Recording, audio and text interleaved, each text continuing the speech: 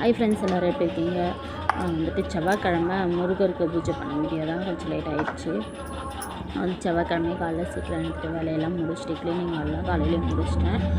பூஜை வந்துட்டு நான் காலையில் பண்ண மாட்டேன். ஈவினிங் தான் 7:30க்கு மேலே ஸ்டார்ட் பண்ணி 8:30க்குள்ளே அந்த மாதிரி முடிச்சுவேன்.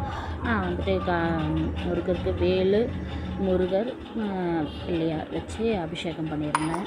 ஃபஸ்ட்டு வந்து தயிர் அபிஷேகம் பண்ணிவிட்டு அப்புறம் வந்து மஞ்சள் அபிஷேகம் பண்ணியிருந்தேன். நம்ம வந்துட்டு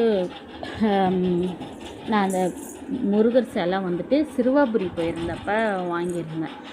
எனக்கு சிலை வாங்கணும். நான் எதுவுமே வேலும் சரி முருகர் சிலையும் சரி நான் அது மாதிரி வாங்கினா கோயிலுக்கு போகணுன்னா ஞாபகார்த்தமாக நான் கோயிலில் தான் வாங்குவேன்.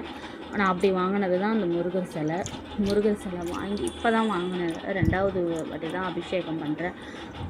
எப்போ வாங்கினேன்னா போன மந்த்து போயிருந்தப்போ வாங்கியிருந்தேன்.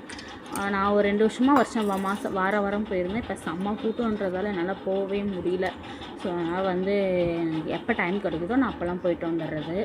ஆனால் எப்பயுமே கூட்டமாக இருக்குது. ஃபஸ்ட்லாம் செவ்வாய்க்கிழமை மட்டும் கூட்டம் இருக்கும். இப்போ எப்பயுமே கூட்டமாக இருக்குது. ஸோ அதனால் நான் அது கோயிலுக்கு போகிறப்ப அப்பா அது மாதிரி வாங்கிட்டு வந்தது தான் முருகர் சிலை. இது 2வது வாட்டி அபிஷேகம் பண்ணுறோம். ஃபஸ்ட் தயிர் அபிஷேகம் பண்ணிவிட்டு அப்புறம் மஞ்சள் அபிஷேகம் பண்ணிவிட்டு அதுக்கப்புறம் வந்து விபூதி அபிஷேகம். நான் எப்பயுமே அபிஷேகம் பண்ணுறப்ப கண்டிப்பாக விபூதி அபிஷேகமும் கூட இருக்கும். ஏன்னா முருகருக்கு ரொம்ப விசேஷம் வந்து முருகர் விபூதி அபிஷேகம் தான். அதனால் கண்டிப்பாக எந்த அபிஷேகம் பண்ணாலும் விபூதியாலேயும் அபிஷேகம் பண்ணுறது அவ்வளோ நல்லது. அதனால் கண்டிப்பாக எல்லாமே மாறினாலும் விபூதி அபிஷேகத்தை மட்டும் மாற்ற மாட்டேன். ஏன்னா ஒரு டைம் வந்து நான் குங்குமம், சந்தனம், பன்னீர் அது மாதிரி பண்ணுவேன். ஆனால் எல்லாத்துலேயுமே விபூதி அபிஷேகம் கண்டிப்பாக இருக்கும். ஆனால் விபூதி அபிஷேகம்லாம் பண்ணி முடிச்சுட்டு அபிஷேகம் பண்ணுற தண்ணியை வந்துட்டு கால் மிதிக்காமல் நம்ம செடி வச்சுருந்தா செடியில் ஊற்றிடலாம். அப்படி இல்லைன்னா சிங்கில் ஊற்றிடலாம். நான் வந்து செடி வச்சுருக்கேன், அதனால் செடியில் ஊற்றிடுவேன் அபிஷேக தண்ணி.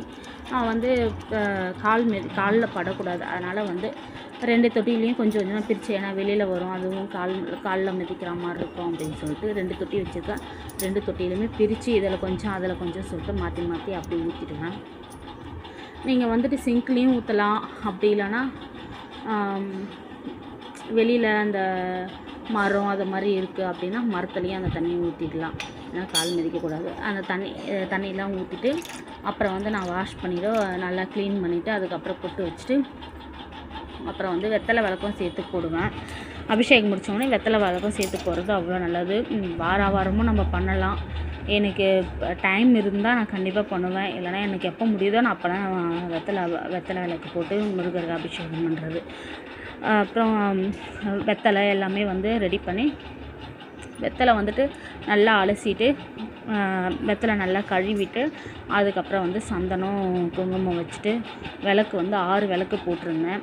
6 விளக்கு போட்டு 6 விளக்குலேயுமே நம்ம வந்து நெய் போட்டு விளக்கேற்றுறது அவ்வளோ நல்லது. நம்ம நினச்சது நடக்கும். நம்மளால் வந்துட்டு 6லேயும் நெய் போட்டு ஏற்ற முடியலன்னா ஏன்னா ஒன்றாச்சு நெய் போட்டு விளக்கேற்றுறது அவ்வளோ விஷயம். என்கிட்ட நெய் கொஞ்சம் தான் இருந்தது.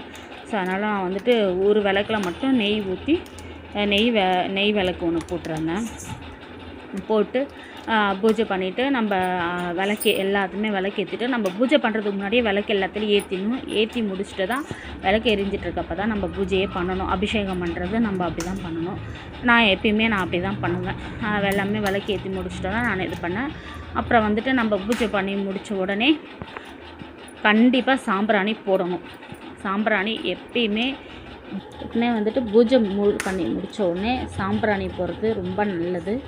நான் எப்பயுமே நானும் அப்படி தான் போடுவேன். அதனால் சாம்பிராணியும் வந்துட்டு நான் ஆல்ரெடி போட்டு கொட்டாங்க வச்சுருந்தேன். அதில் போட்டு பற்ற வச்சு ரெடி பண்ணி தான் வச்சுருந்தேன். அப்புறம் விளக்கெல்லாம் ஏற்றி முடிச்சதுக்கப்புறம் நான் போட்டு சாம்பிராணியெல்லாம் போட்டு முடிச்சிட்டேன். அவ்வளோதான் இன்றைக்கி வீடியோ லாஸ்ட்டு. பாய். நெக்ஸ்ட் வீடியோவில் பார்க்கலாம்.